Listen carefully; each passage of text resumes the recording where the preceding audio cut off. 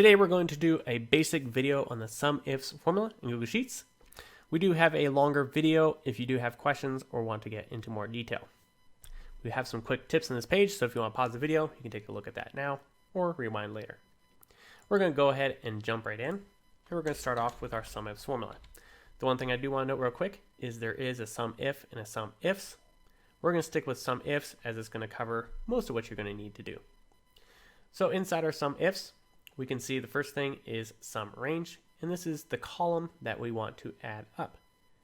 And so we're going to grab our quantity column, and then following is our criteria range and criterion, and this brackets just denotes that you can keep doing this ad nauseum. You can do as many as you want. So the criteria range is going to be our SUMIFS. So this is our sum, and now we're looking at our ifs.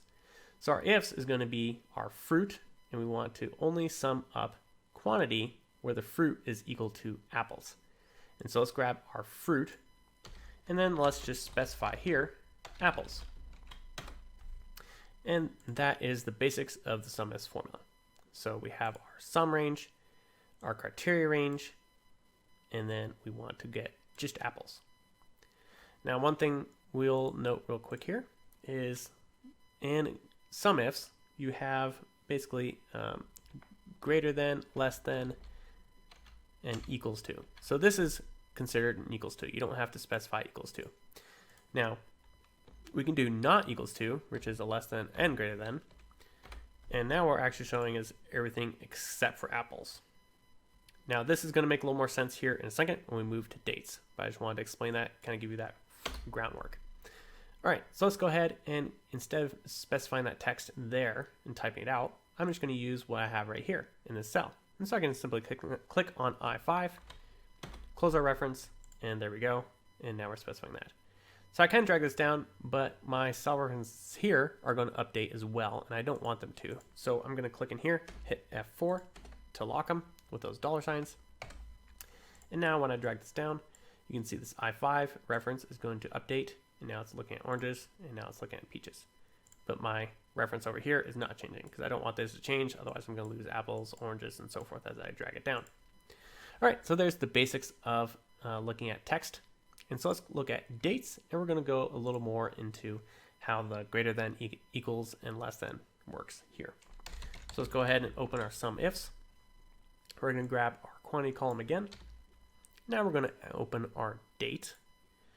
And so first of all, we're just going to look at equals to. And so this one is adding up everything sold on 3/1/22, which is going to be, if we click on this, we look down at the bottom, we can see that sum 93 right there. And so we are getting the correct result. Now what we want to do though is actually get between these, and we're going to do inclusive. And so what I'm going to do is I'm going to do a double quote and then greater than or equals to, and then I have to do ampersand to add that cell. And so this is our basic math here in the SUMIFS. So this is greater than or equals to. I could just do greater than in that case, and this would not include 3/1, it'd be 3/2 and forward. But I want to include start date because that's normally how we do this, and so this is how we're going to do it.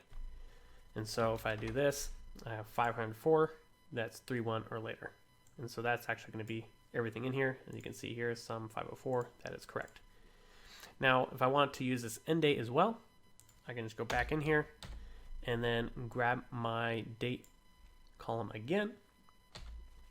This time I need less than or equal to my end date.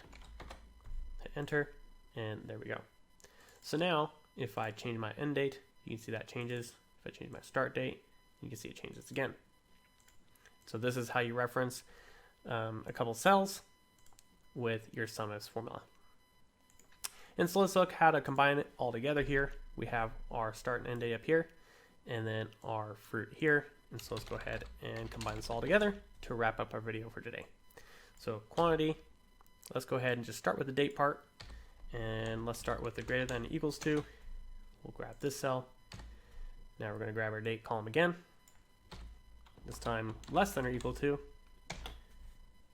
and then finally grab our fruit column and compare to our fruit text right there. All right, so before we drag this down, let me go ahead and just do my F4 to lock everything except for my fruit cell reference, because that's the one that we want to drag down. All right, there we go. So that dragged down, and we have our totals there. Looks like peaches and apple are the same. So let's just change one of these just to see that update. There we go. And there we go. There is our multiple criteria for SUMIFS. Hopefully that is helpful for you today. Tune back again soon for more brief videos on Google Sheets formulas.